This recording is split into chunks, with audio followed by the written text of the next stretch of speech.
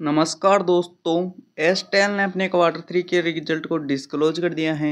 आइए आगे बढ़ते हैं और देखते हैं कंपनी के डाटा को।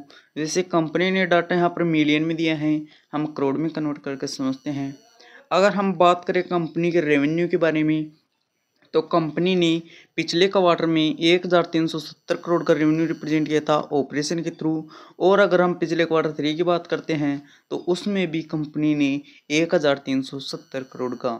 और जब अब की बात करते हैं तो कंपनी के रेवेन्यू में हल्की सी उछाल आकर 1397 करोड़ का हमें देखने को मिला है। अगर हम इसे साल दर साल के तौर पर देखते हैं तो इसमें हल्की सी तेज़ी में देखने को मिली है। और अगर क्वार्टर क्वार्टर के बेस पर भी देखते हैं तो भी इसमें हल्की सी तेज़ी है। वैसे हम ले लगभग फ्लैट ही नज़र आ रहा है। अब आगे बढ़ते हैं और बात कर लेते हैं कंपनी के खर्चे के बारे में। तो कंपनी ने पिछले क्वार्टर में 1230 करोड़ के खर्चे किए थे। और अगर हम पिछले क्वार्टर 3 की बात करते हैं तो उसमें कंपनी ने 1222 करोड़ के।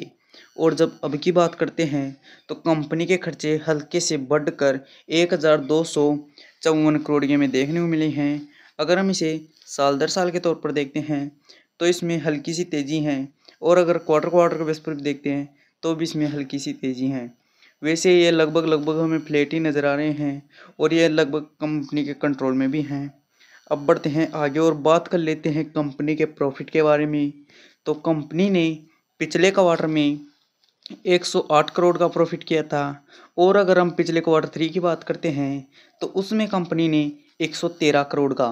और जब अब की बात करते हैं तो कंपनी का प्रॉफिट थोड़ा घट कर 112 करोड़ का हमें देखने को मिला है।